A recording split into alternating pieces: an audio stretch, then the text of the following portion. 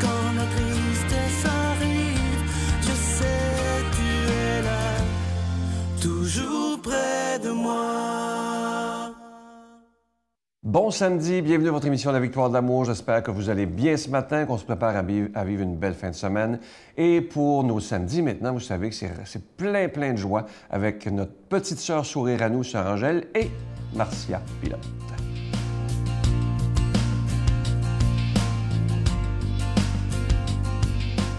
Bonjour, ma chère sœur Angèle. Bonjour, ma chère Marcia. Est-ce vous qui sentez ça? Moi, là, écoute, là, quand le bouquet a apparu devant moi, dans une cuisine, ça sentait l'Italie. Ah oui, hein? C'est ça qu'on dit, là. On se transporte par... Stanotte, c'est belle, là.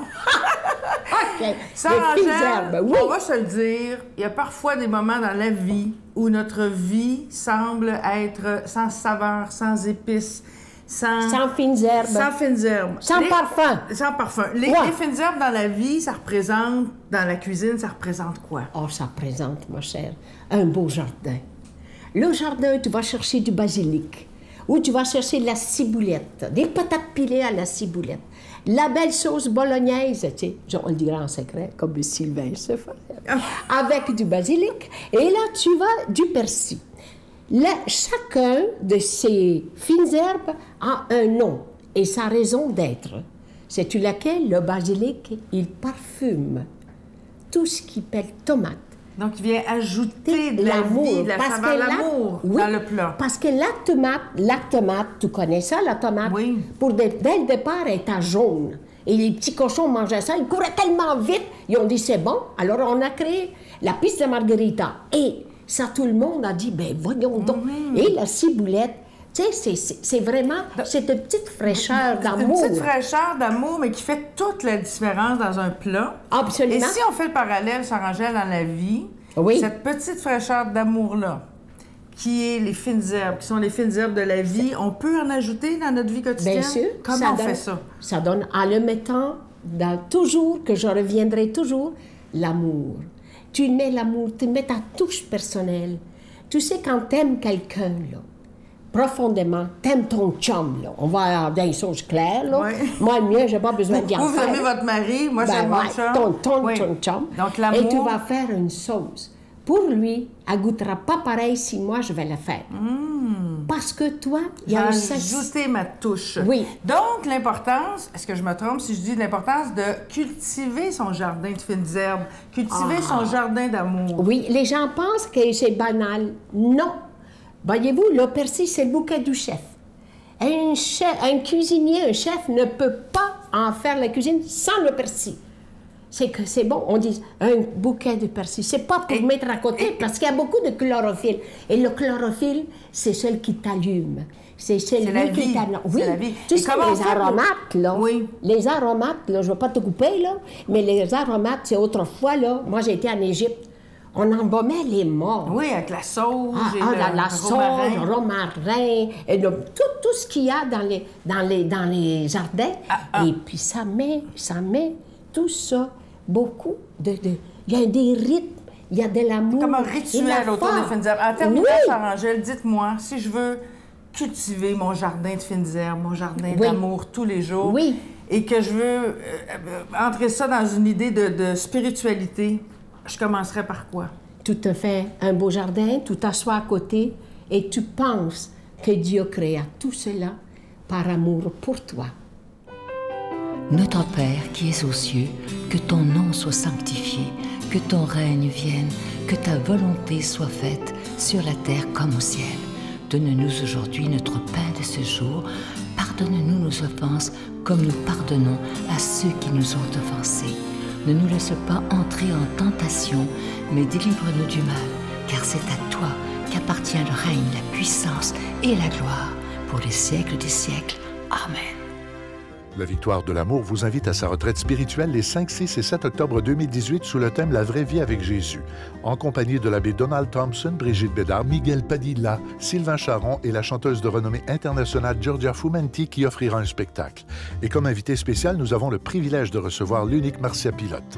À l'hôtel et suite Le Dauphin de Drummondville, réservé 514-523-4433 ou sans frais 1-888-811-92-91.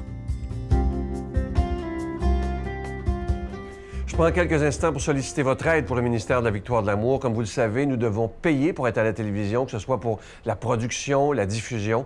Et nous n'avons, des fois, des gens me demandent, est-ce que vous avez des subventions? On n'a aucune subvention.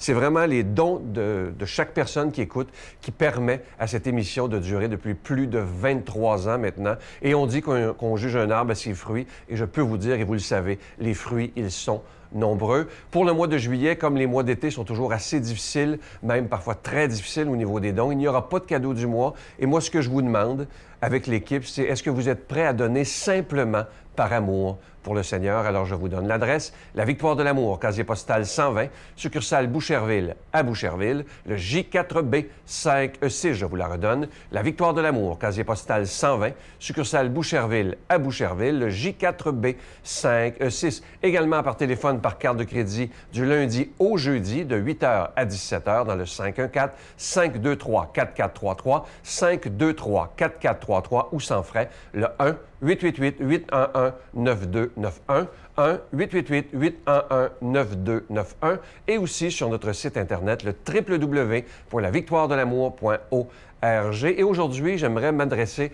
à ceux, et vous êtes des milliers de personnes qui écoutez et que vous dites souvent, bon, les autres vont donner, j'ai pas besoin. J'aimerais m'adresser à vous aujourd'hui en disant, pourquoi vous ne faites pas un don? Le montant, c'est pas important.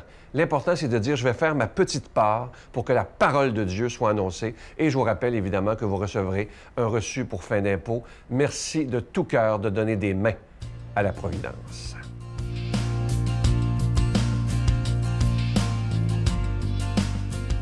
Mon Dieu, donnez-moi la sérénité d'accepter les choses que je ne peux changer, le courage de changer les choses que je peux et la sagesse d'en connaître la différence. Amen.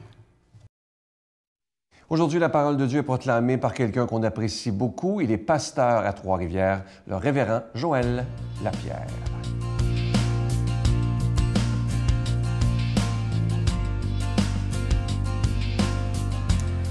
Certainement, comme moi, vous avez fait l'expérience de rencontrer quelqu'un qui se vantait.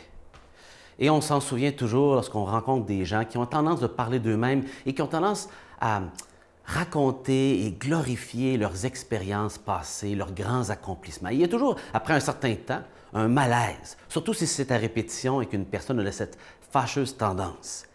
Avec Jésus, c'est tout autre chose. Et les versets qu'on va lire vous montrent une attitude tellement différente de notre Seigneur Jésus. Et je vous lis dans Matthieu chapitre 12 et les versets 14 qui suivent jusqu'au verset 21.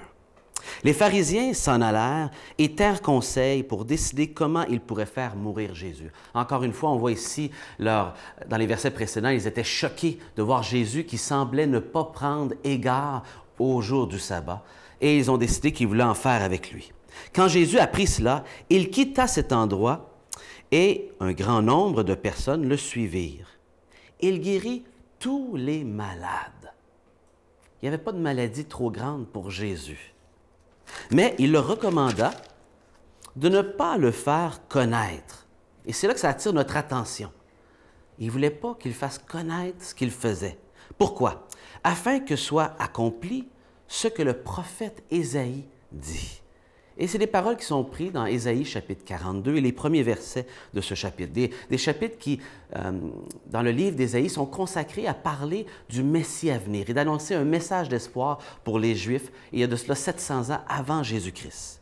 Et ces paroles disent ceci. « Voici mon serviteur que j'ai élu, mon bien-aimé qui m'a plu de choisir. Je mettrai mon esprit sur lui et il annoncera le droit aux nations. » Alors, on voit ici la préoccupation pour les nations, pas juste pour les Juifs. Il ne cherchera pas de querelle, il ne poussera pas de cris, il ne cherchera pas l'attention.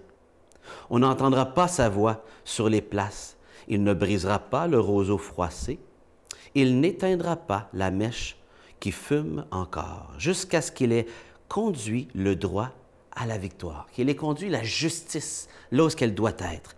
En son nom, les nations mettront leur espoir.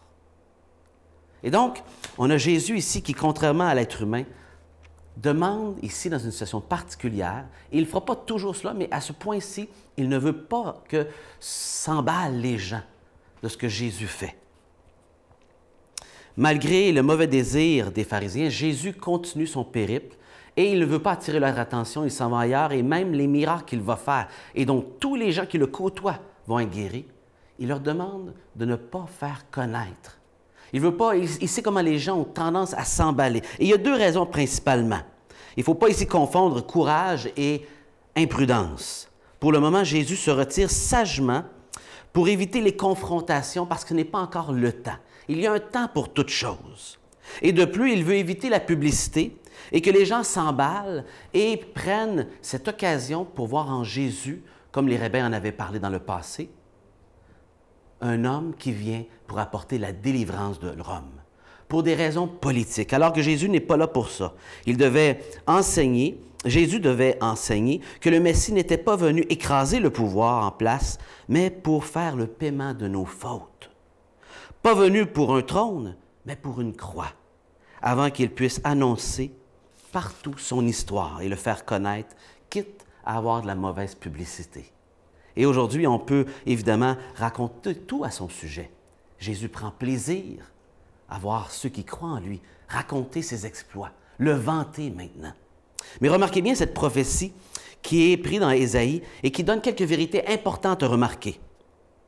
Et premièrement, c'est l'image qui est tout l'opposé de ce que les rabbins annonçaient au 1er siècle. Il annonce aux nations ce qu'est la justice, premièrement, et donc cette préoccupation des nations que les Juifs avaient complètement oubliée.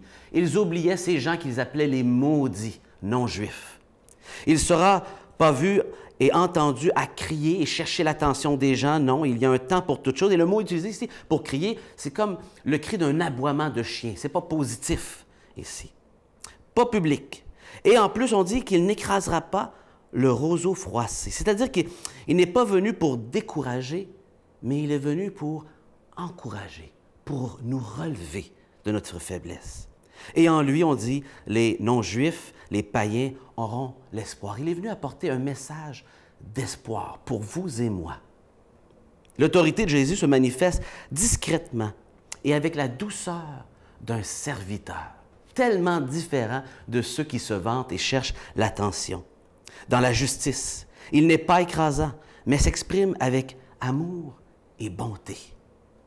Par son autorité aimante, il anéantit tout ce qui fait leur religion, car le serviteur de Dieu a un caractère qui le démarque puisqu'il est un roi serviteur.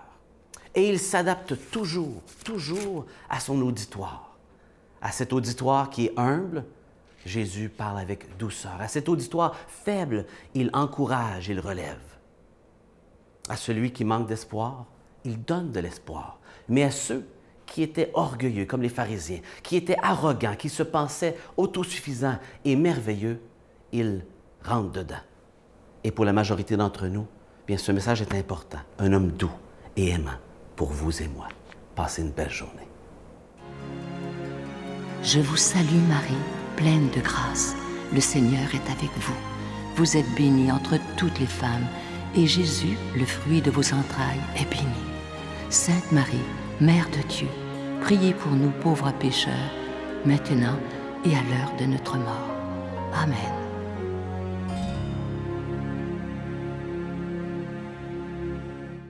Je vous laisse avec une belle pensée qui est toute simple, mais qui est tellement vraie. Rappelle-toi que la vie est un cadeau et réveille-toi chaque matin en ressentant cela. C'est une belle pensée. Remercions le Seigneur pour chaque matinée, chaque jour qu'on peut vivre. À demain. Bye. Bien, c'est comme l'impression d'avoir un ami. Un ami, quelqu'un qui est toujours là. Je sais pas comment dire, c'est vraiment... Je me sens habitée de quelque chose de plus grand que moi, mais de vrai, de profond, c'est pas quelque chose de grandiose ou de, j'entends pas une voix, rien. C'est vraiment juste une profonde certitude que je suis aimée.